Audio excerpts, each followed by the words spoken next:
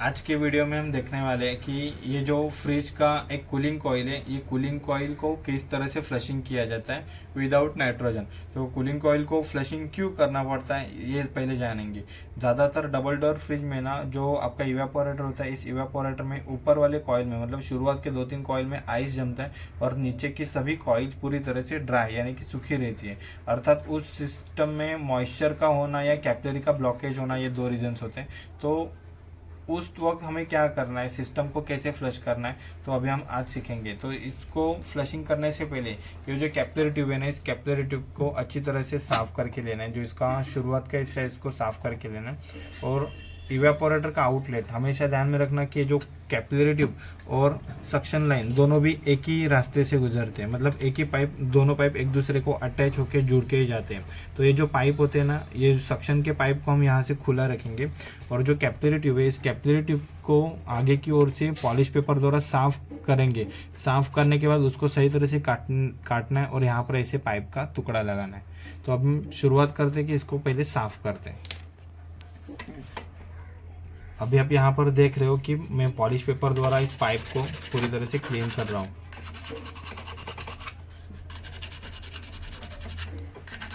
हमेशा काम सावधानतापूर्वक करें, धीरे करें। कैपिलरी को पॉलिश पेपर से क्लीन करने के बाद अभी ये जो इसका होल आप देख रहे हो कि इनलेट जो कैपिलरी है ये पूरी तरह से ब्लॉक हो चुका है। तो उसको पहले कट करेंगे। कट करने के लिए मैंने स्ट्रिपर का प्रयोग किया। स्ट्रिपर को कैपिलरी के ऊपर पूरी चारों तरफ से सही तरह से स्ट्रिपर के दोनों भी नॉब को दबा के रखना है और घुमाते रहना है। हल्के हाथों से दबाना है और चारों तरफ से ऐसे घुमाते रहना है। 4-5 बार घुमाने के बाद अभी प्लायर के द्वारा जहाँ पे आपने निशान लगाया ठीक वहाँ पे ऐसे प्लायर पकड़े रहना है और इस प्लायर को ऊपर नीचे करते रहना है। देखो यहाँ पर इसका आपको होल दिखाई दिया। तो इस तरह से पाइप जो कैपिलरी ट्यूब होती है ना, इस कैपिलरी ट्यूब को कट किया जाता है। बहुत सारे टेक्नीशियन क्या करते हैं कि डायरेक्ट स्ट्रिपर या हैक्सॉ ब्लेड या ट्यूब कटर द्वारा उसको कट करते हैं। तो उस समय ना ये होल, अगर आपका पाइप का अगर होल पहले से छोटा होगा तो वहाँ पर गैस का ब्लॉक होना या चोकअप होना निश्चिंत है और वही सीन वापस नहीं होना चाहिए। इसके लिए यहाँ पर अभी हम पाइप का टुकड़ा लगाएंगे। तो लगभग ये जो पाइप है कैपिलरी ट्यूब है, इस कैपिलरी को 1 या 1.5 इंच के बराबर इस पाइप के अंदर ऐसे डाल के रखने। फिर पकड़ से इसके मुंह को, यानी कि जहाँ से पाइप लगाए कैपिलरी लगाए वहाँ से इस पकड़ से उसको हल्के हाथों से दबा के रखना।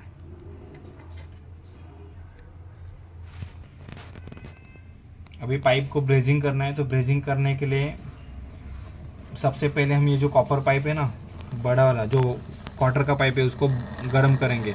अगर कैपिलरी को पहले गर्म किया तो कैपिलरी पिघल सकती है, टूट सकती है। ये गर्म करते समय पाइप को भी, रॉड को भी उसी के सामने रखना है। रॉड गर्म होता है तो उसको पहले एल शेप में बेंड करें। उसी स्थिति में आपका ये पाइप भी गर्म हो जाएगा। अभी कैपिलरी ट्यूब को भी हल्का सा गर्म करो। दोनों पाइप गर्म होने पर सेंटर पे पाइप को गर्म करते रहो और रॉड को ऐसे हल्के हाथों से इस जोड़ के ऊपर, जॉइंट के ऊपर ऐसे लगाते रहो। सिर्फ टच करो, ये अपने आप पिघल जाएगा।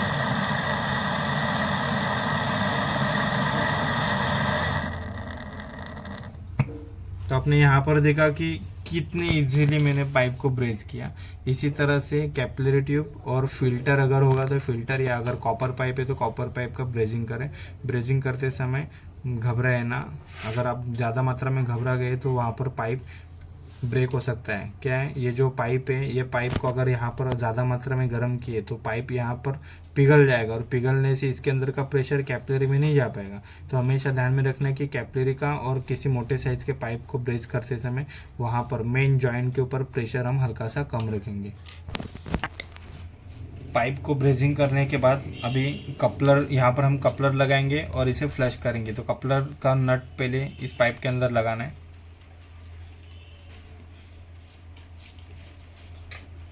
फिर कपलर को यहाँ पर रखना है और नट को धीरे धीरे फिट करते रहना है। नट को फिट करते समय अगर आपने ज़्यादा मत फिट करते गए तो यहाँ से पाइप घूमेगा ना, क्योंकि आगे का पाइप छोटा है, नरम है। तो पहले ये जो पाइप है, इस पाइप को हाथ से पकड़े रहना है और आगे के 2 उंगलियों से इस नट को हम धीरे धीरे घुमाते जाएंगे।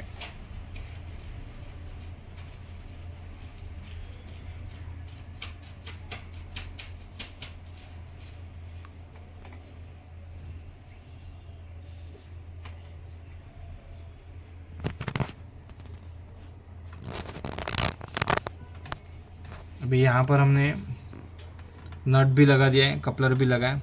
सेम R32 या R410 गैस लेके यहाँ पे चार्जिंग लाइन लगाएंगे और आउटलेट लाइन को यहाँ से ऐसे फ्लश करेंगे। तो अभी हम गैस सिलेंडर लेके यहाँ पर फ्लशिंग करते हैं। गैस सिलेंडर लिया, चार्जिंग लाइन भी ले ली। चार्जिंग लाइन को गैस सिलेंडर के ऊपर पहले टाइट करो।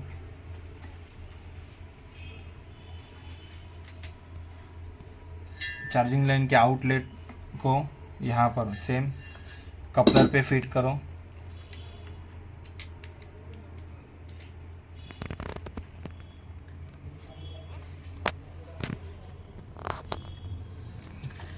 चार्जिंग लाइन यहाँ पर फिट की। अभी गैस सिलेंडर के वॉल को ओपन करो। वॉल को ओपन करने के लिए वॉल की सीट के ऊपर एक बड़ा वाला एडजस्टेबल लगाया, छोटा वाला एडजस्टेबल से इसके वॉल को खोलना है।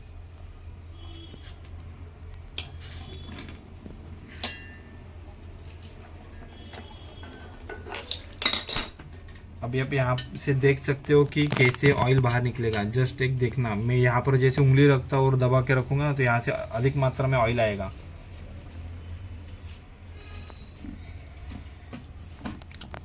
तब तक पकड़े रहना है जब तक ये पूरी तरह से ऑयल बाहर नहीं निकल जाता है और प्रेशर होल्ड नहीं होता है। अभी यहाँ पर जब जितनी सहन शक्ति है, जितना मैं प्रेशर होल्ड कर सकता हूँ उतना देर यहाँ पे पकड़े रहना है। जब प्रेशर मतलब रोका नहीं जाएगा उस स्थिति में यहाँ से थंब को ओपन करना है। सामने हाथ रखूंगा, तुम लोग देखते रहना कि कितना गंदा ऑयल बाहर निकलेगा। अगर इतना ऑयल इसके अंदर है तो ये सिस्टम डेफिनेटली कूलिंग कम ही करेगा। तो चलो स्टार्ट, देखते हैं 1 2 3 स्टार्ट। देखो ये अगर ऐसा ऑयल इतना आपके फ्रिज में होगा, इवेपोरेटर में होगा तो ये कूलिंग कम ही करेगा। इसको तब तक करेंगे जब तक इसके अंदर से पूरा ऑयल बाहर नहीं निकल जाता है। प्रेशर होल्ड करते रहना है। होल्ड करने के लिए ये थंब का ही प्रयोग करें।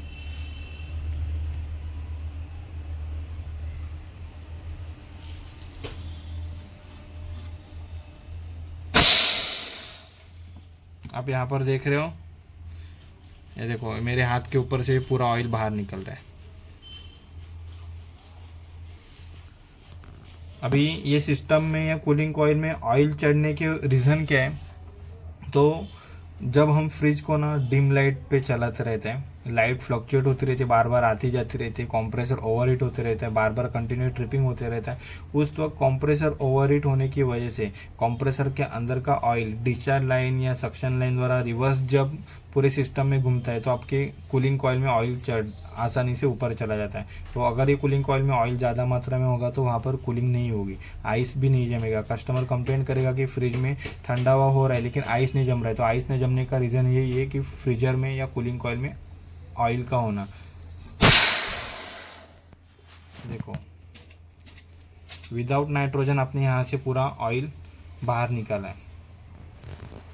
ये क्रिया हम लोग लगभग 5-1 मिनट के लिए तो करेंगे ताकि इसके अंदर का पूरा ऑयल अभी हमें बाहर निकालना है।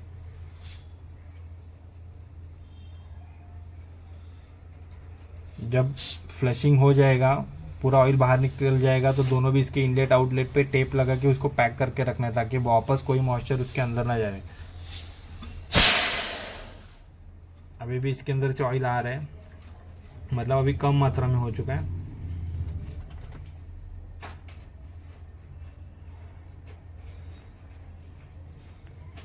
पकड़े रहो जब तक आप पकड़ सकते हो। प्रेशर ज़्यादा मात्रा में जितना होल्ड कर सकते हो उतना प्रेशर को पहले होल्ड करके रखो।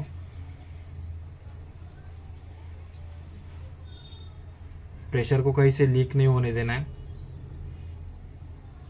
अभी दूसरा हाथ सामने रख के देखेंगे कि कितना ऑयल बाहर आ रहा है।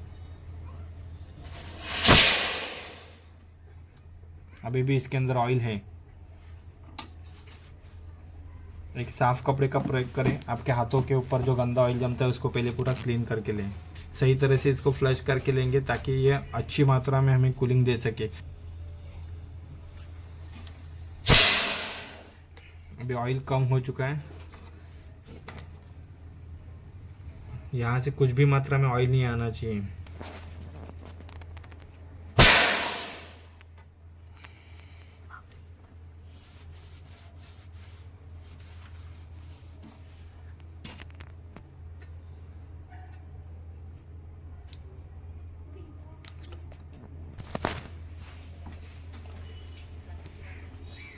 अभी यहाँ से पूरी मात्रा में ऑयल निकलने के बाद चार्जिंग लाइन को यहाँ से अलग करना है। फिर कपलर के वॉल को भी यहाँ से अलग करेंगे।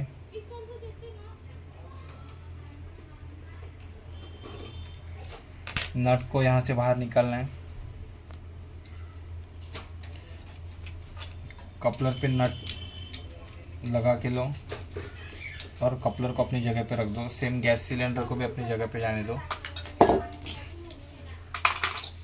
इस तरह से आपने देखा कि विदाउट नाइट्रोजन कूलिंग कॉइल को कैसे फ्लश किया जाता है। ऐसे ही वीडियोस देखने के लिए आप हमारे चैनल को लाइक, शेयर और सब्सक्राइब ज़रूर करें।